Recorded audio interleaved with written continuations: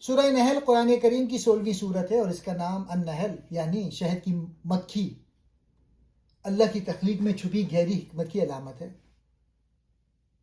محمد اسد اپنی تفسیر the message of the قرآن میں بتاتے ہیں کہ یہ صورت انسان کو کائنات کے مشاہدے اور عقل کے استعمال کی دعوت دیتی ہے۔ پہلا نقطہ، فطرت کے مظاہر اور اللہ کی وحدانیت۔ صورت کا بڑا حصہ کائنات کی نشانیوں پر مشتمل ہے۔ بارش کا برسنا، مویشیوں کا دودھ، پھل، شہد اور سمندر کے سفر۔ اسد کہتے ہیں کہ یہ سب چیزیں محض اتفاقیہ نہیں ہیں بلکہ ایک عظیم منصوبہ ساز سپریم پلانر کی موجودگی کا ثبوت ہے۔ وہ اس بات پہ زور دیتے ہیں کہ انسان جب کائنات کو دیکھتا ہے تو اسے صرف مادہ نظر نہیں آنا چاہیے بلکہ اس کے پیچھے چھپی اللہ کی رحمت اور قدرت کا احساس ہونا چاہیے۔ دوسرا نقطہ، شہد کی مکھی کی مثال، وحی کی ایک قسم۔ اللہ نے شہد کی مکھی کو وحی یعنی الہام کی وہ پہاڑیوں اور دوسرا نقطہ، شہد کی مکھی کی مثال۔ اللہ نے شہد کی مکھی کو جو کہ پہاڑوں درختوں میں گھر بناتی ہے۔ اسد یہاں ایک دلچسپ نقطہ بیان کرتے ہیں۔ وہ کہتے ہیں کہ اللہ کی ہدایت صرف انسانوں تک محدود نہیں ہے بلکہ اس نے کائنات کی ہر مخلوق کی جبلت میں خاص علم رکھ دیا ہے جسے وہ فطری وحی کہتے ہیں۔ شہد کی مکھی کا نظم و ضبط اور اس کا فائدہ مند شہد بنانا اس بات کی علامت ہے کہ جب کوئی مخلوق اللہ کے بتائے ہوئے فطری راستوں پر چلتی ہے تو وہ معاشرے کے لیے نفع بخش بن جاتی ہے۔ تیسرا نقطہ، عدل، احسان اور صلح رحمی، آیت 90۔ اس سورت کی آیت 90 کو قرآن کا جامع ترین اخلاقی حکم مانا جاتا ہے۔ بے شک اللہ عدل، احسان اور رشتہ داروں کو دینے کا حکم دیتا ہے۔ اسد کے مطابق عدل صرف قانونی انصاف نہیں بلکہ زندگی کے ہر معاملے میں توازن قائم کرنا ہے۔ احسان کا مطلب ہے کسی کے ساتھ اس کے حق سے زیادہ بھلائی کرنا۔ یہ تینوں اصول ایک پرامن اور مضبوط انسانی معاشرے کی بنیاد ہیں۔ چوتھا نقطہ، ہجرت اور صبر کا صلہ۔ سورت میں ان لوگوں کا ذکر ہے جنہوں نے اللہ کی خاطر ہجرت کی۔ محمد اسد بتاتے ہیں کہ حق کی خاطر دی جانے والی قربانیاں کبھی ضائع نہیں جاتی۔ اللہ دنیا میں بھی بہتر ٹھکانہ عطا کرتا ہے اور آخرت میں بھی بہترین اجر دیتا ہے۔ یہ آیت ان لوگوں کے لیے حوصلہ افزائی ہے جو اپنے نظریات کی وجہ سے مشکلات کا سامنا کر رہے ہوں۔ پانچواں نقطہ، شیطان کا اثر اور انسانی ارادہ۔ اس صورت میں واضح کیا گیا ہے کہ شیطان کا ان لوگوں پر کوئی زور نہیں چلتا جو ایمان رکھتے ہیں اور اپنے رب پر بھروسہ کرتے ہیں۔ اسد یہاں انسانی ارادے کی آزادی یعنی فری ول کا تصور پیش کرتے ہیں۔ وہ کہتے ہیں کہ شیطان انسان کو مجبور نہیں کر سکتا، وہ صرف وسوسے ڈالتا ہے۔ گمراہ وہی ہوتا ہے جو خود شیطان کے پیچھے چلنے کا فیصلہ کرتا ہے۔ یہ صورت انسان کو شکر گزاری کا سبق دیتی ہے۔ اللہ کی نعمتیں ان گنت ہیں۔ ان نعمتوں کا صحیح شکریہ یہ ہے کہ انسان اپنی عقل کو استعمال کرے، کائنات میں غور و فکر کرے اور ایک ایسے معاشرہ قائم کرے جہاں عدل اور احسان کا دور دورہ ہو۔ سورۃ الاسراء قرآن کریم کی 17ویں صورت ہے اور محمد اسد نے اپنی تفسیر دی میسج آف دی قرآن میں اس کے فلسفیانہ اور اخلاقی پہلوؤں پر بہت زور دیا ہے۔ محمد اسد کے نزدیک یہ صورت انسان کی روحانی بلندی اور اخلاقی ذمہ داریوں کا ایک جامع چارٹر ہے۔ پہلا نقطہ، واقعہ معراج، ایک روحانی سفر۔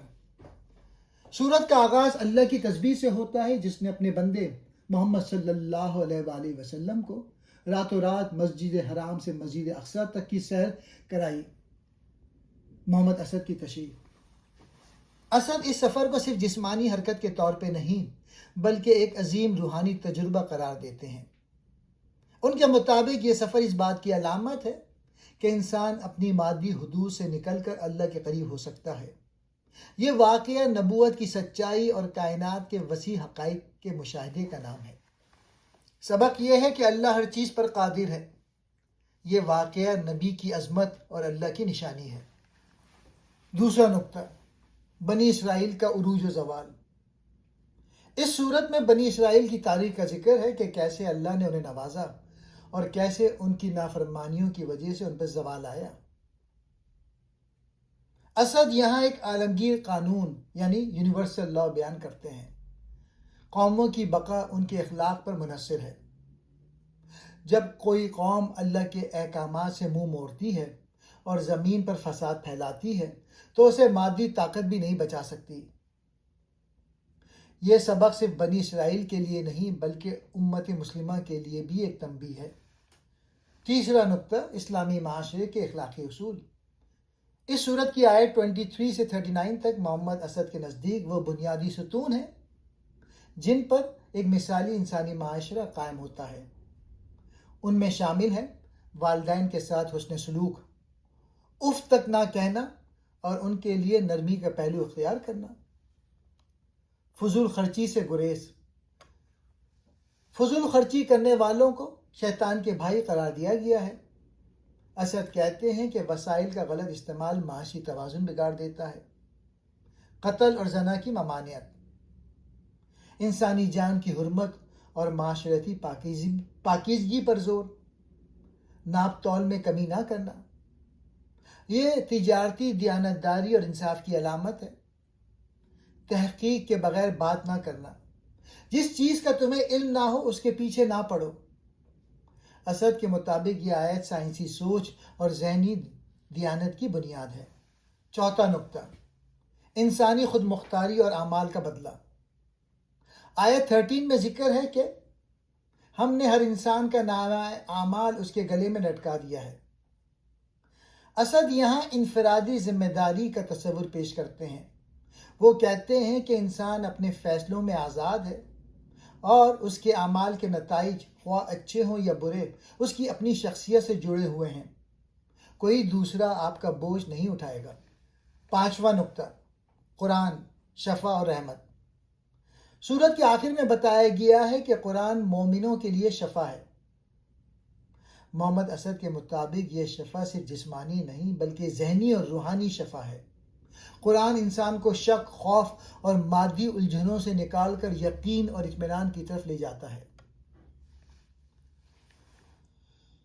محمد اسد کے مطابق سورۃ الاسراء کا لب لباب، یہ سورت انسان کو یہ باور کراتی ہے کہ وہ کائنات میں محض ایک مادی وجود نہیں ہے بلکہ اس کی زندگی کا ایک بلند ترین روحانی مقصد ہے۔ اس مقصد کے حصول کے لیے اسے اپنے اخلاق، اپنی سوچ اور اپنے اعمال کو درست کرنا ہوگا۔ سورہ کہف قرآن کریم کی 18ویں سورت ہے اور محمد اسد کے مطابق یہ سورت ایمان اور مادیت یعنی فیتھ ورسز مٹریلزم کے درمیان کشمکش کو بیان کرتی ہے۔ محمد اسد نے اپنی تفسیر میں ان قصوں کو صرف تاریخی واقعات نہیں بلکہ علامتی اسباق کے طور پہ پیش کیا ہے۔ آئیے سورت کے 4 بڑے قصوں کو محمد اسد کے نقطۂ نظر سے سمجھتے ہیں۔ اصحاب کہف، غار والے۔ پہلا نقطہ، یہ چند نوجوانوں کا قصہ ہے جو اپنے ایمان کو بچانے کے لیے غار میں پناہ لیتے ہیں اور اللہ انہیں لمبی نیند سلا دیتا ہے۔ اسد کے نزدیک یہ قصہ وقت کی حقیقت کو ظاہر کرتا ہے۔ اللہ دکھاتا ہے کہ مادی دنیا کا وقت اور اللہ کا وقت الگ ہے۔ سبق یہ ہے، جب انسان دنیاوی ظلم سے تنگ آ کر اللہ پر بھروسہ کرتا ہے تو اللہ اسے ایسی جگہ سے راستہ دیتا ہے جس کا وہ تصور بھی نہیں کر سکتا۔ یہ قصہ ان لوگوں کے لیے ہے جو مادی طاقت کے سامنے بے بس محسوس کرتے ہیں۔ یہ سورہ انسان کو 4 بڑے فتنوں سے خبردار کرتی ہے۔ تو یہ جو تھا پہلا والا، یہ ایمان کا فتنہ تھا۔ ایمان کی حفاظت کے لیے کبھی کبھی تنہائی بھی نعمت بن جاتی ہے۔ دوسرا نقطہ، 2 باغوں والا قصہ، اور اس کو جو ہے ہم مال و دولت کا فتنہ بھی کے طور پہ بھی سمجھ سکتے ہیں۔ ایک شخص کے پاس 2 بہت خوبصورت باغ تھے اور اسے اپنی دولت پہ بہت غرور تھا۔ دوسرا شخص غریب تھا لیکن اس کا اللہ پر پختہ یقین تھا۔ محمد اسد کی تشریح۔ یہ قصہ مادیت پرستی کی عکاسی کرتا ہے۔ اسد کہتے ہیں کہ جب انسان اپنی دولت اور کامیابی کو اپنی ذاتی محنت کا نتیجہ سمجھنے لگتا ہے اور اللہ کو بھول جاتا ہے تو وہ زوال کا شکار ہو جاتا ہے۔ سبق یہ ہے کہ دنیا کی نعمتیں عارضی ہیں، اصل کامیابی اللہ کا شکر ادا کرنے میں ہے۔ تیسری کہانی حضرت موسیٰ علیہ السلام اور خضر کا سفر، اور یہ ہے علم اور حکمت کا فتنہ۔ یہ سورہ سب سے گہرا اور فلسفیانہ حصہ ہے۔ موسیٰ علیہ السلام ایک ایسے بندے سے ملتے ہیں جسے اللہ نے خاص علم دیا ہے۔ وہ 3 واقعات دکھاتے ہیں جن کی حکمت بظاہر سمجھ نہیں آتی۔ آخر میں حقیقت کھلتی ہے کہ ہر کام کے پیچھے ایک غیبی حکمت تھی۔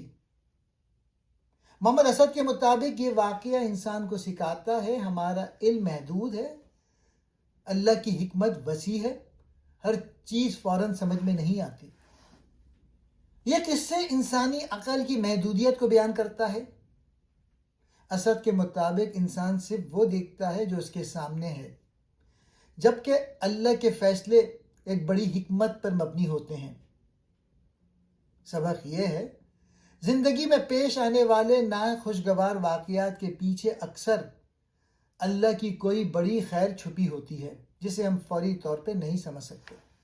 چوتھا نقطہ، ذوالقرنین اور یاجوج و ماجوج، یہ ہے طاقت اور اقتدار کا فتنہ۔ ذوالقرنین ایک نیک اور عادل حکمران تھے۔ مشرق و مغرب تک سفر کیا، کمزور قوموں کی مدد کی، یاجوج و ماجوج کے خلاف دیوار بنائی۔ محمد اسد کے مطابق ذوالقرنین کی شخصیت یہ بتاتی ہے کہ طاقت کا اصل مقصد خدمت ہے، نہ کہ ظلم۔ ذوالقرنین ایک عادل بادشاہ تھے جنہوں نے مشرق سے مغرب تک سفر کیا اور ایک دیوار بنا کے لوگوں کو فسادیوں یاجوج ماجوج سے بچایا۔ محمد اسد کی تشریح، اسد یاجوج اور ماجوج کو کسی خاص قبیلے کے بجائے انسانی معاشرے میں تباہی پھیلانے والی قوتوں کے طور پہ دیکھتے ہیں جو اخلاقیات سے عاری ہو کر صرف مادی ترقی کے پیچھے بھاگتی ہیں۔ ذوالقرنین اس حکمران کی مثال ہیں جو اپنی طاقت کو اللہ کی رضا اور انسانیت کی خدمت کے لیے استعمال کرتا ہے۔ سبق یہ ہے، حقیقی طاقت وہ ہے جو کمزوروں کی حفاظت کرے اور انصاف قائم کرے۔ دنیا کی حقیقت ایک عارضی امتحان۔ سورہ بار بار یاد دلاتی ہے کہ دنیا کی زندگی پانی کی طرح ہے جو زمین کو سبز کرتی ہے پھر خشک ہو جاتی ہے۔ اصل کامیابی آخرت کی ہے۔ قرآن انسان کے لیے سیدھا راستہ ہے۔ محمد اسد کے مطابق یہ آیت انسان کو روحانی توازن دیتی ہیں، نہ دنیا سے بھاگنے کا حکم، نہ اس میں کھو جانے کی اجازت۔ محمد اسد کے مطابق سورہ کہف کا خلاصہ، یہ صورت ہمیں خبردار کرتی ہے کہ دنیا کی ظاہری چمک دمک یعنی دجالی فتنے میں گم نہ ہو، بلکہ ہمیشہ ان حقائق پر نظر رکھیں جو آنکھ سے نظر نہیں آتے لیکن ایمان سے محسوس ہوتے ہیں۔ سورہ مریم قرآن کی 19ویں سورت ہے اور محمد اسد نے اپنی تفسیر دی میسج آف دا قرآن میں اس کے روحانی اور معجزاتی پہلوؤں کو بہت ہی منفرد اور عقلی پیرائی میں بیان کیا ہے۔ محمد اسد کے مطابق اس سورت کا بنیادی مقصد انسان کو اللہ کی بے پناہ رحمت اور قدرت کا احساس دلانا ہے۔ پہلا نقطہ، حضرت زکریا اور حضرت یحییٰ کا قصہ۔ سورت کا آغاز حضرت زکریا کی دعا سے ہوتا ہے۔ محمد اسد یہاں یہ نقطہ بیان کرتے ہیں، نا امیدی کا خاتمہ۔ حضرت زکریا بوڑھے تھے اور ان کی بیوی بانجھ تھیں، لیکن انہوں نے اللہ کی رحمت سے کبھی امید نہیں چھوڑی۔ عقلی پہلو، اسد بتاتے ہیں کہ اللہ جب چاہتا ہے مادی اسباب یعنی فزیکل کازز کے بغیر بھی چیزیں پیدا کر دیتا ہے۔ حضرت یحییٰ کی پیدائش دراصل اللہ کی اس قدرت کا نشان ہے کہ وہ زندگی کو کہیں سے بھی نمودار کر سکتا ہے۔ دوسرا نقطہ، حضرت مریم علیہ السلام اور حضرت عیسیٰ کی ولادت۔ یہ سورت کا سب سے اہم اور مرکزی حصہ ہے۔ محمد اسد کی تشریح کے مطابق پاکیزگی کی مثال حضرت مریم علیہ السلام کو اللہ نے ایک عظیم مقصد کے لیے چنا. ان کا کردار صبر اور تقوی کی اعلیٰ ترین مثال ہے. روحانی معجزہ. حضرت عیسیٰ علیہ السلام کی بن باپ ولادت کو محمد اسد ایک خدائی تخلیقی عمل یعنی کریٹیو ایکٹ آف گاڈ قرار دیتے ہیں. اللہ نے بغیر باپ کے بیٹا عطا کیا. لوگوں نے اعتراض کیا لیکن عیسیٰ علیہ السلام نے بچپن میں ہی سچ بیان کر دیا. یہ سورہ مریم علیہ السلام کی روحانی عظمت کو نہایت احترام سے بیان کرتی ہے. فرشتے کی بشارت. فرشتے مریم علیہ السلام کو بیٹے کی خوشخبری دیتا ہے. مریم علیہ السلام حیران ہوتی ہیں کہ بغیر شوہر کے بچے کیسے؟ جواب ملتا ہے اللہ جب چاہے ہو جا کہہ دیتا ہے. تنہائی کا امتحان. حمل کے دوران تنہائی، لوگوں کے تانے. محمد اسد کے مطابق یہ واقعہ انسانی خوف اور الہی تسلی کا حسین امتزاج ہے. حضرت عیسیٰ کا معجزہ. عیسیٰ علیہ السلام گود میں بولتے ہیں، اپنی نبوت، عبادت اور اللہ کی بندگی کا اعلان کرتے ہیں. یہ اعلان توحید اور عاجزی پر زور دیتا ہے. تیسرا نقطہ، انبیاء کی قطار، ایک ہی پیغام، مختلف زمانے. سورہ پھر کئی انبیاء کا ذکر کرتی ہے: ابراہیم، اسحاق، یعقوب، موسیٰ، ہارون، اسماعیل، ادریس. محمد اسد کے مطابق ان سب کا ذکر ایک مقصد کے لیے ہے. ہدایت ہمیشہ ایک ہی رہی ہے: توحید، اخلاق اور انسانیت. ہر نبی کی زندگی میں تین چیزیں نمایاں ہیں: سچائی، صبر، اللہ پر بھروسہ. چوتھا نقطہ، آخرت کی یاد، انسان کی ذمہ داری. سورہ مریم انسان کو یاد دلاتی ہے دنیا کی چمک دمک عارضی ہے، اصل کامیابی دل کی پاکیزگی ہے. قیامت کے دن ہر شخص اکیلا کھڑا ہوگا. محمد اسد اس حصے کو اخلاقی بیداری کہتے ہیں، یعنی انسان کو اپنی زندگی کا رخ خود درست کرنا ہوتا ہے. پانچواں نقطہ، رحمت اور محبت کا پیغام. سورہ کے آخر میں اللہ فرماتا ہے ایمان والوں کے دلوں میں محبت پیدا کی جائے گی. قرآن آسانی کے لیے نازل ہوا ہے. اللہ انسان کی فطرت کو جانتا ہے، اسی لیے اس کی ہدایت انسان کے لیے موزوں ہے. یہ آیت انسان کو نرمی، محبت اور توازن کی طرف بلاتی ہیں. محمد اسد کے مطابق سورہ مریم کے اہم سبق: پہلا، اللہ کی قدرت. وہ مادی قوانین کا پابند نہیں ہے، وہ ناممکن کو ممکن بنا سکتا ہے. دوسرا، خالص توحید. حضرت عیسیٰ اللہ کے برگزیدہ نبی ہیں، خدا نہیں. تیسرا، اخلاقی جرت. حق بات کو نرمی اور دلیل کے ساتھ پیش کرنا انبیاء کا طریقہ ہے. چوتھا، رحمت کی وسعت. اللہ کی رحمت ہر اس شخص کے لیے ہے جو خلوص دل سے اسے پکارے. سورہ طٰہٰ قرآن کریم کی 20ویں سورت ہے اور محمد اسد نے اپنی مشہور تفسیر دا میسج آف دا قرآن میں اس کے پیغام کو بہت ہی خوبصورت اور عقلی انداز میں بیان کیا ہے. پہلا نقطہ، وحی کا مقصد. بوجھ نہیں بلکہ نصیحت. محمد اسد کے مطابق اس سورت کی ابتدائی آیات یہ واضح کرتی ہیں کہ قرآن اس لیے نازل نہیں کیا گیا کہ انسان مشقت یا تکلیف میں پڑ جائے. اللہ کا پیغام انسان کو ذہنی سکون دینے اور سیدھا راستہ دکھانے کے لیے ہے، نہ کہ اسے زندگی میں الجھانے کے لیے. یہ ان لوگوں کے لیے ایک یاد دہانی ہے جو اپنے دل میں خدا کا خوف رکھتے ہیں. دوسرا پوائنٹ، حضرت موسیٰ علیہ السلام کا قصہ. اس سورت کا بڑا حصہ حضرت موسیٰ علیہ السلام کی زندگی پر مشتمل ہے. محمد اسد یہاں چند گہری باتوں کی طرف اشارہ کرتے ہیں. روحانی تجربہ. جب موسیٰ علیہ السلام نے آگ دیکھی تو وہ صرف ایک مادی آگ نہیں تھی بلکہ ان کی روحانی بیداری کی شروعات تھی. طاقت کے سامنے حق کی بات. فرعون نے اس وقت کی سب سے بڑی طاقت تھا، لیکن اللہ نے موسیٰ علیہ السلام کو حکم دیا کہ وہ نرمی سے بات کریں. اسد یہاں یہ سمجھاتے ہیں کہ حق کی تبلیغ میں اخلاق اور نرمی سب سے بڑا ہتھیار ہے. جادوگروں کا ایمان. جادوگروں کا سجدے میں گر جانا یہ دکھاتا ہے کہ جب حقیقت سامنے آ جاتی ہے تو سچا دل اسے قبول کرنے میں دیر نہیں کرتا، چاہے فرعون جیسا ظالم انہیں موت کی دھمکی ہی کیوں نہ دے۔ تیسرا نقطہ، حضرت آدم علیہ السلام اور انسانی فطرت۔ سورت کے آخر میں حضرت آدم کا ذکر ہے۔ بھول چوک، آدم علیہ السلام سے جو غلطی ہوئی وہ ارادتاً نہیں تھی بلکہ وہ بھول گئے تھے۔ یہ انسانی کمزوری کی عکاسی کرتا ہے۔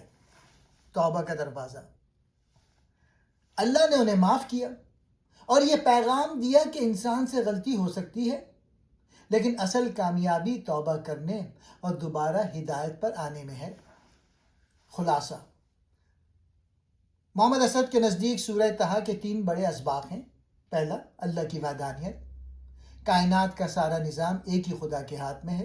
دوسرا، آخرت کا تصور، انسان جو کچھ بھی کرتا ہے اسے ایک دن اپنے رب کو جواب دینا ہوگا۔ تیسرا، صبر اور نماز، مشکلات میں اللہ سے تعلق جوڑنا ہی کامیابی کا راستہ ہے۔ ایک اہم نقطہ، محمد اسد نے اپنی تفسیر میں اس بات پر زور دیا ہے کہ قرآن کے قصے سے پرانی کہانیاں نہیں ہیں، بلکہ یہ ہماری اپنی زندگیوں کے لیے سبق ہیں۔ موسیٰ کا فرعون سے لڑنا دراصل ہر دور کے ظلم کے خلاف کھڑے ہونے کی علامت ہے۔